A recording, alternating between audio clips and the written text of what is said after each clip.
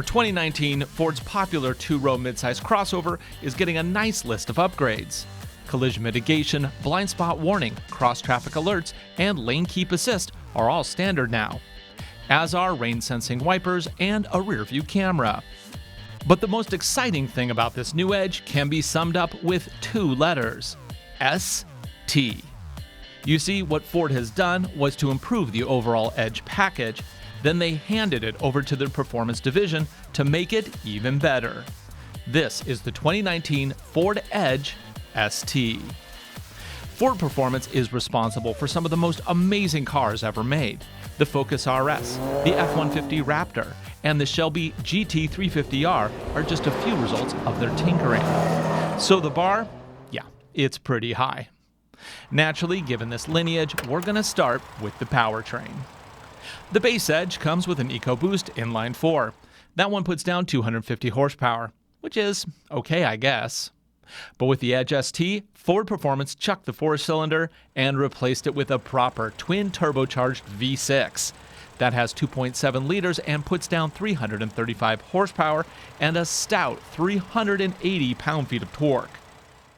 Thanks to direct injection and other advancements, it also scores a respectable 19 miles to the gallon city and 26 on the highway. That's economy equal to the much larger Honda Pilot, but the Pilot makes 55 fewer horses. The only transmission option here is an 8-speed automatic with paddle shifters. This has different ratios to better match the higher output engine. All Edge STs get Ford's intelligent all-wheel drive system standard. It's an option on other trims. This is an interesting setup that uses what Ford calls fuzzy logic to physically disconnect the rear drive shaft when power isn't needed in back.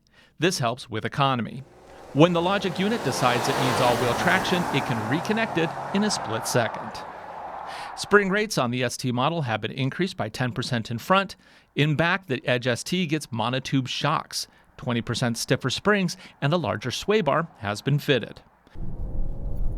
The Edge ST comes with summer tires and tighter suspension, which makes it both quicker on pavement, but also less comfortable. Now, I can kind of see probably not taking this onto gravel or dirt roads or anything like that, because honestly, the suspension will knock your teeth out. But also, more importantly, because summer tires, you just don't do that. But if you do put all seasons on here and go onto gravel roads, yeah, it's not going to be terribly comfortable with this suspension setup. Unfortunately, there is no option for electronic variable damping. Our test car was fitted with the optional $2,695 brake and wheel package. This adds larger brake pistons, performance pads, and 21-inch wheels wrapped in sticky Pirelli P0 summer tires. In the looks department, this Edge also gets some exclusive ST touches: a blacked-out mesh grille, fancy but fake exhaust tips, side skirts, an ST-specific gauge cluster, and embroidered seats. I think the standard Edge looks pretty good, but this one, yeah, it looks amazing. The rest of the vehicle is mostly standard Edge material. The rear gate opens with a wave of a foot, revealing 39.2 cubic feet of storage. Fold the second row down with an easy switch, and it opens up to take a full 73.4 cubic feet of stuff.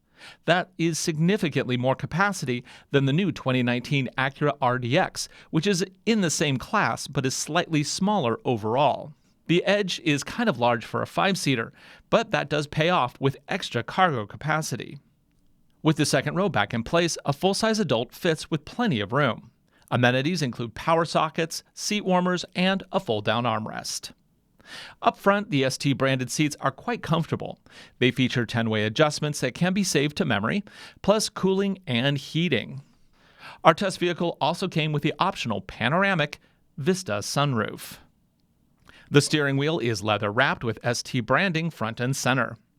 Controls are nicely integrated on it, though I'm not fond of having 2 gauge controllers on the wheel. It seems a bit much. The gauges are easy to read, however, and there's lots of configuration options. The center cluster is dominated by a large 8-inch screen running the latest sync software. This provides lots of useful functionality, including navigation, XM satellite radio, on-screen climate controls, and You can even adjust your in-cabin accent colors. How's that? Like all sync-equipped vehicles, it also supports Apple CarPlay and Android Auto through USB. If you do have a compatible device, wireless charging is available. Transmission control is through a main dial that arranges the PRND options plus an extra S for sport mode. This particular ST also came with adaptive cruise control, evasive steering assist, not something we want to try, and remote start.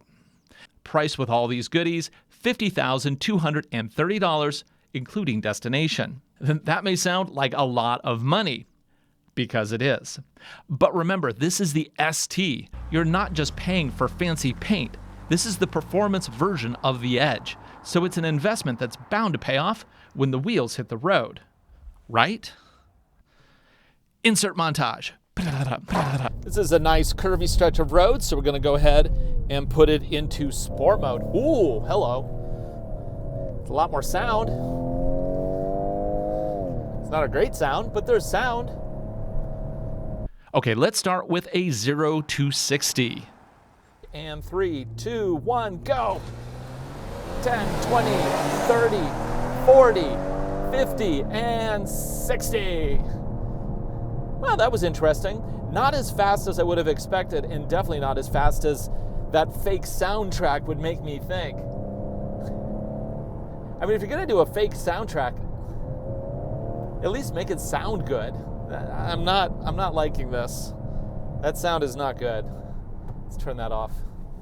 Not bad. Weird soundtrack aside, that's roughly 6.3 seconds from the pedal down. Now, let's see how it does in the twisties. Hit the S button and the Edge ST spices up throttle response. Gears hold longer and revs match on downshift. It also pipes that extra sound into the cabin, which, as I said, isn't so great. It's kind of like listening to a bad approximation of heavy metal, like switching out Metallica with rock soundtrack number 5.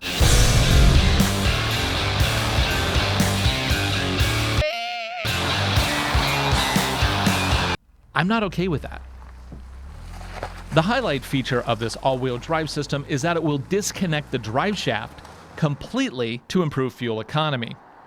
That doesn't say performance to me. That says all-wheel drive only when it needs to be. In other words, a safety system. But when you're buying a Ford Performance model, the first thing you're looking for is not the safety system. You're looking for performance. Transmission is a little on the slow side. When I'm throttling into the corners here, it is giving me a little bit of a push in the back, but it's not a lot. It feels like it's definitely not going over 50% in the rear, which definitely makes this system more of a front-wheel drive bias setup. But this Edge ST isn't without its charm. Sure, it does feel like a lot of the power is pushing through the front wheels most of the time, but it handles the corners much better than a front-driven crossover ever would.